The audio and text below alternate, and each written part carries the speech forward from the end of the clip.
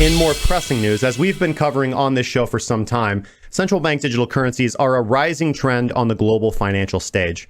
We discussed the recent press release from the Bank of England, revealing how together with 4 other central banks, they will be forming a collaborative group in order to evaluate the use case for their own central bank digital currency. Now, when Bitcoin came online more than a decade ago, few could have predicted this blockchain-powered virtual currency would trigger such drastic changes to the infrastructure of the existing financial system. Now, this has forced central banks to investigate and adapt to the new technology. And the effect of blockchain and cryptocurrency technology is now even being felt at the US Federal Reserve, with Reuters now reporting on what they are calling the FedCoin. And now the United States Fed is going to be potentially issuing this soon. Reuters reported yesterday on comments made by the Fed Governor Lael Brainard, who said that the central bank is analyzing issues such as policy design and legal consequences and how they are related to the issuing of its own digital currency. While speaking at yesterday's conference at the Stanford Graduate School of Business, Brainard had said, quote, "By transforming payments, digitization has the potential to deliver greater value and convenience at lower cost." In comments which seem to be hinting at the Libra projects, he expressed concerns that some entities will intend to issue global digital currencies outside of the purview of regulatory control, saying that some of the new players are outside the financial system's regulatory guardrails, and their new currencies could pose challenges in areas such as illicit finance, privacy, financial stability, and monetary policy transmission. Where have we heard this before? Also mentioned was how the Federal Reserve is currently working on its own real-time payment and settlement system.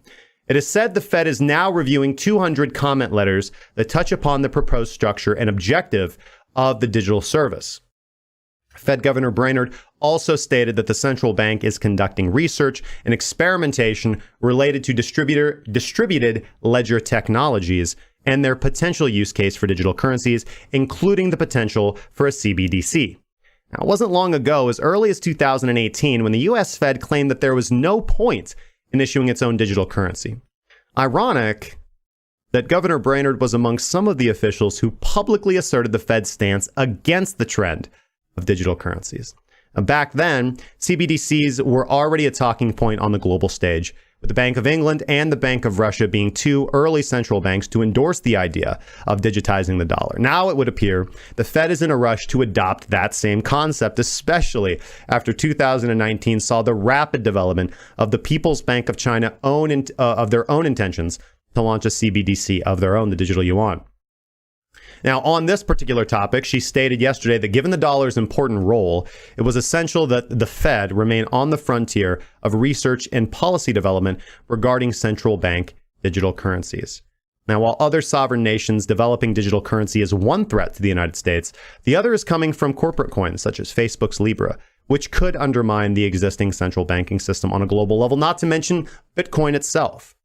Now, while Fed officials and United States politicians alike objected to Libra over concerns of consumer privacy and protections, quietly, they worry about the threat to their economic hegemony via the existing system. Libra indeed seems to have been what lit the fire under central bankers, with Bank of Japan executive Hiromi Yamaoka, his recent comments revealing that it was the challenge posed by Libra which caused major central banks to form the new group to study CBDCs, central bank digital currencies. Now, the latest decision, both by the BOJ, the BOE, and the European Central Bank, and 3 other central banks, it's not just about sharing information. It's also an effort to keep something like Libra in check, Japanese executive told Reuters. So what do we got here today, ladies and gentlemen? We have potentially another Peter Schiff 2.0, or the realization that many people still do not get cryptocurrency and that the world is changing in front of their eyes.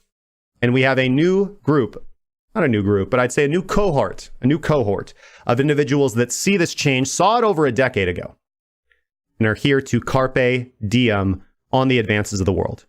Jobs in blockchain, jobs in cryptocurrency, the liquidity of the market and the ability to trade offer real opportunities and potentials for individuals.